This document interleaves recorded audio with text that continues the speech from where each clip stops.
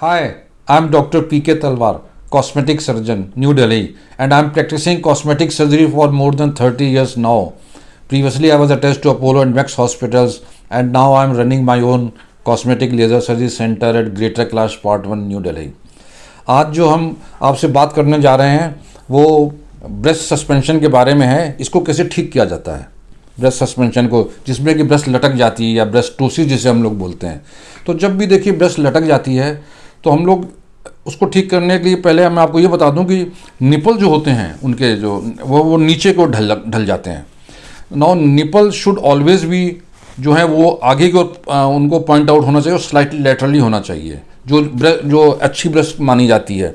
लेकिन जब ब्रेस्ट ढीली पड़ जाती है, अब ढीले पड़ने के कई कारण जो हमने आपको पहले बताया थे, ग्रेविटी है, ब्रेस्ट फीडिंग है, या प्रेगनेंसी में भी देखिए स्किन जो है स्ट्रेच होती है, काफ़ी एनगॉज होती है ब्रेस्ट, और प्रेगनेंसी के बाद वो उसमें वॉल्यूम लॉस होता है ब्रेस्ट में।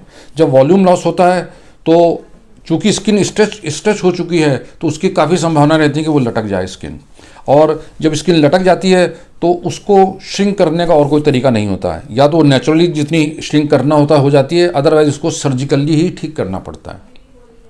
अब इसमें दो चीज़ें होती हैं। जब आपकी देखिए ब्रेस्ट लटक गई, अब प्रॉब्लम क्या है, निपल्स को हमें ऊपर लाना पड़ता है, तो प्लानिंग होती है निपल्स की पोजीशन क्या होगी। दूसरा ये है कि आपकी स्किन जब लटक गई उसके साथ साथ क्या वॉल्यूम लॉस ज़्यादा हो गया है।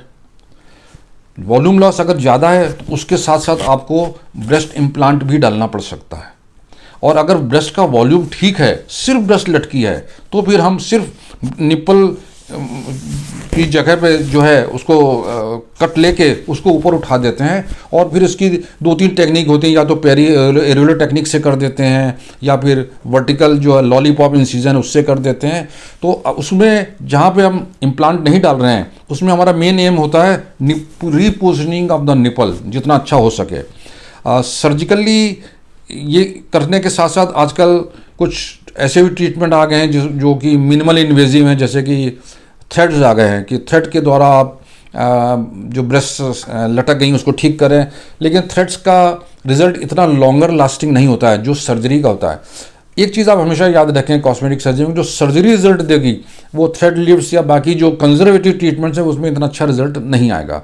तो अगर आपको लगता है प्रेगनेंसी के बाद आपकी ब्रेस्ट लटक गई है, आप इसको उठाना चाहते हैं, तो आपको अपने प्लास्टिक सर्जन से मिलना चाहिए और एसेस करना चाहिए कि निपल को उठाने के बाद क्या आपकी ब्रेस्ट ठीक लग रही है।